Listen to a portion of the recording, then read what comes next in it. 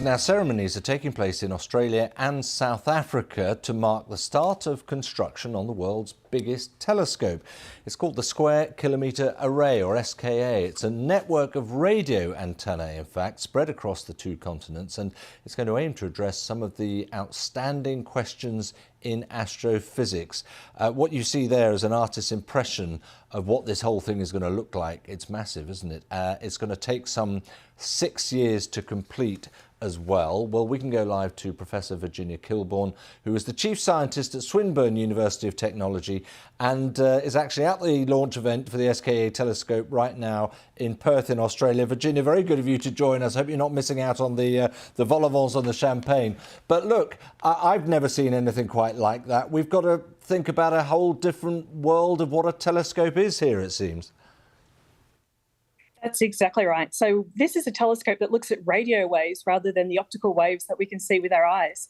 So we need to use things like antennae or satellite dishes, large satellite dishes, which are going to then pick up signals from right across the universe back to the beginning of the universe.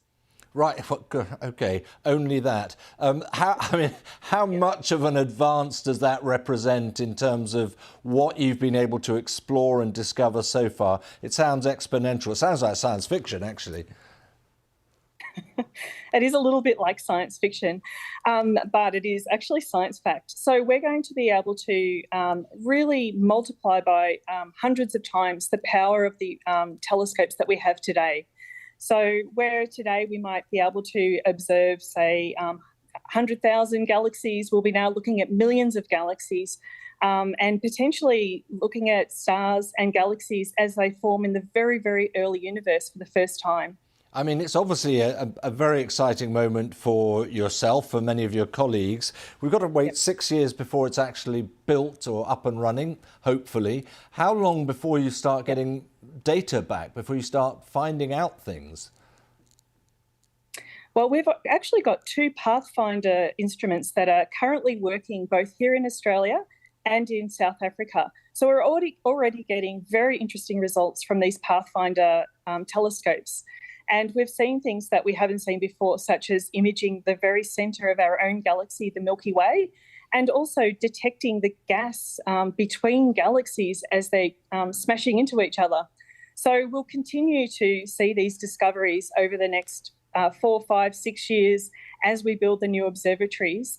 And then we'll have a period where we don't know what we're going to find. We've got some ideas of what we want to look at, but when you've got a leap in technology like this, really, the sky's not the limit anymore. No, well, that's it. I mean, I can see the attraction and exciting it's coming in already. Do you just need one of these for the universe, or could there be more? Well, we could have more, but the beauty of these telescopes is that they're spread over really large areas in both of our countries. So in Australia, it's in Western Australia, really out in the outback where there's not much radio signal. There's no one driving past with a mobile phone.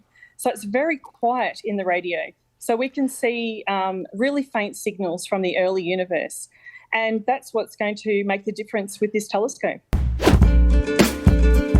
Ali, I know you haven't had time to get reaction because we literally just got this from the White House via Kristen Welker. Having said that, the pressure has been amping up, hasn't it, for Republican leadership to make a statement of some kind? Yeah, look, and it's not surprising that the White House is trying to add to that sense of urgency while also highlighting the fact that these Republican lawmakers, by and large, have not said much about Trump's latest calls. But this reminds me of just last week or 2 weeks ago surrounding the Kanye West dinner and the Nick Fuentes dinner that Trump had. All of these lawmakers, yes, were at home, but everyone can avail themselves of social media if and when they want to. So the fact that these lawmakers have not taken to any of their social media platforms to condemn this call to overturn the Constitution and overthrow the election results because Donald Trump wants to is notable. Now, to that end, we have reached out to all Republican leadership offices here. They have not given us a response. if I were a guessing person, I would imagine that Mitch McConnell might have something to say about this tomorrow when we typically see him for his leadership press conferences. And then Kevin McCarthy gets back tomorrow and we'll have the chance to ask him this as well. But once again, the thing that you saw there from Congressman Mike Turner on CBS is something that we're starting to see a lot from Republican lawmakers here in the halls of the Capitol, which is that they don't want to spend their time as they're about to get into the majority talking about Donald Trump reacting to the same thing that he's been doing, whatever the headline is of the day. They would like to forge ahead. The reason that becomes problematic is because A, he's the standard bearer of this party. B, especially the House Republican Conference, they have been remade in his image in many ways. And C, he's the only announced Republican candidate for president right now. So they are going to have to respond to what the former president of their party and the current person trying to regain that status has been saying, including this latest turn about the Constitution.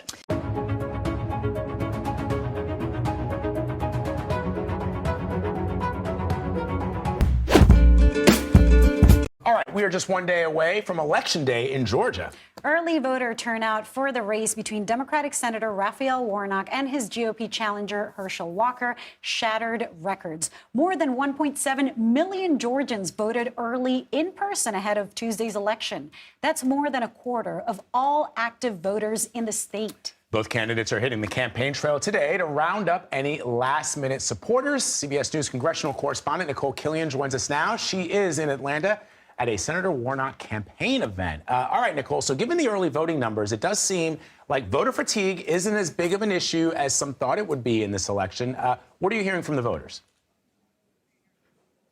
Yeah, well, it's really not. I mean, as far as the voters that we have talked to, they are very motivated by the dynamics and the candidates in this race. You know, if you talk to Democratic voters, those who support Senator Warnock, their big thing is they just simply don't want to see Herschel Walker win or get into office. And so that's why they do feel it's important to come out and exercise their right to vote. On the flip side, though, when you talk to Republican voters and those who do back Herschel Walker, their big thing is they want Republicans to hold the line. They do not want to see Democrats retain this seat. They want to at least be able to take it back. And so they feel equally passionate about doing that. So with those fervent opinions on both sides of the aisle, I think that is in part why you are seeing such robust turnout. The big question is going to be what happens tomorrow. It is very rainy here in Atlanta. That's why, in part, we are indoors. But, you know, look, we are expecting even heavier rain tomorrow, and as you know, that can sometimes affect turnout. So both campaigns are really stressing to voters that they want them to turn out, rain or shine.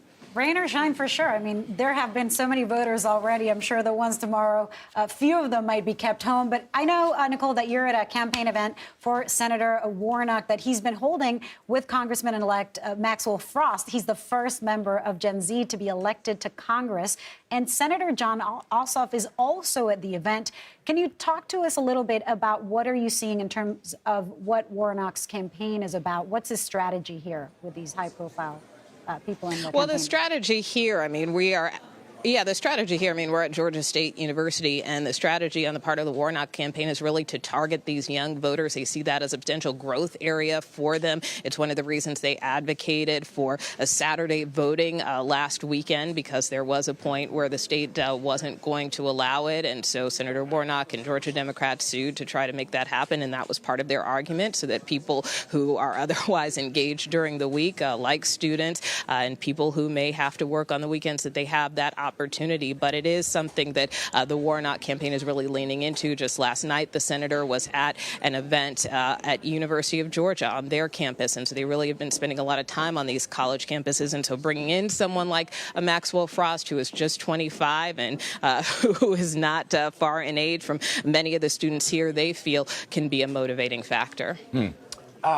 So how is Raphael Warnock's opponent, Herschel Walker, spending his last day of campaigning, Nicole? Well, Herschel Walker has multiple campaign stops today, primarily north of Atlanta. That is really where the campaign hopes that they can bank votes, because at the end of the day, this is a turnout game and will rely on a heavy turnout operation. And so north of Atlanta, you have a number of counties that are strong GOP strongholds, and so therefore they feel that by targeting those areas in these final hours, that is really their last opportunity to motivate their base. All right, Nicole Killian for us in Atlanta. Nicole, thank you. For more now on how the White House plans to address the crisis, what it could mean for a Biden re-election campaign, Rich Edson, he's got that story live in Washington for us. Hey, Rich, good morning.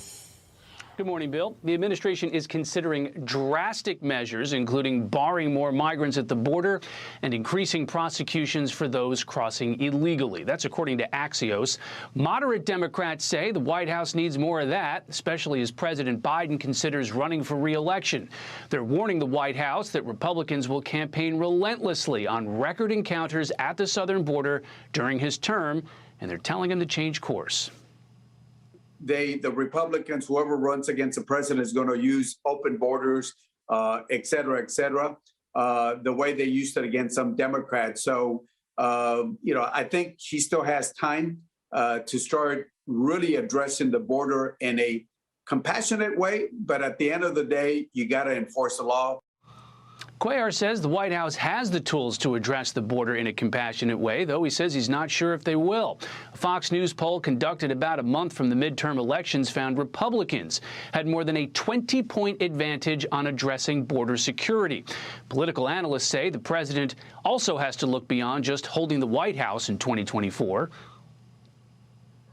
They have the control of the Senate and they have control of the White House. This is a necessity, not just because of the substance of the issue, but because Republicans are well positioned to take the Senate if the Democrats don't moderate on a whole host of issues. In 2 years, Americans will vote to fill 33 seats in the U.S. Senate.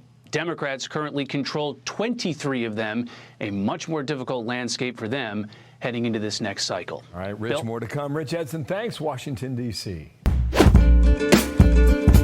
Maddie, Kaylee, Xana, and Ethan were truly all one of a kind.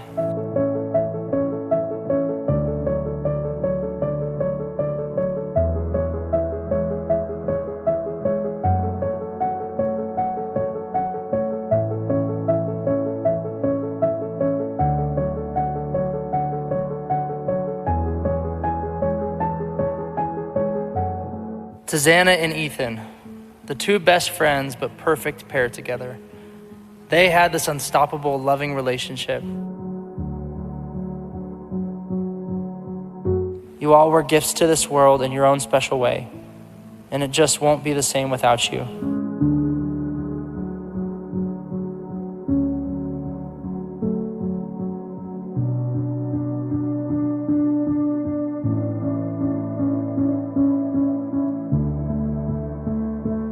It didn't appear that there was any forced entry into the home.